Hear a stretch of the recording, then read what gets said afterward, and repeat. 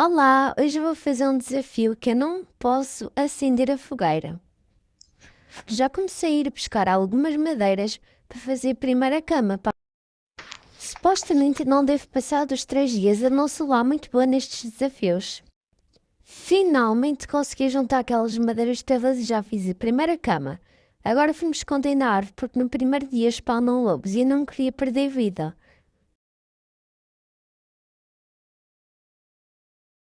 Acho que o cervo está à minha procura, mas como estou bem escondido, ele não me vai conseguir achar. Parece que encontrei muita comida, não vamos morrer de fome por alguns dias.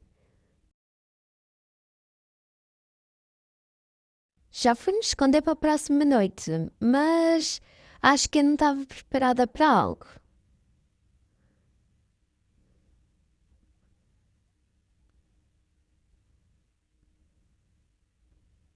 Acho que o Cef está com muita fome hoje.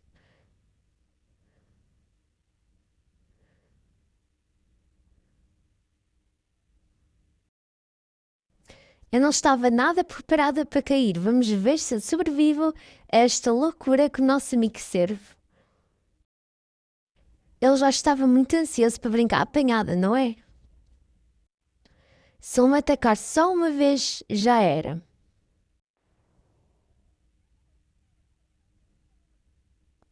Parece que morri. Tchau e até ao próximo vídeo. Espero que tenham gostado e desculpa por morrer muito cedo.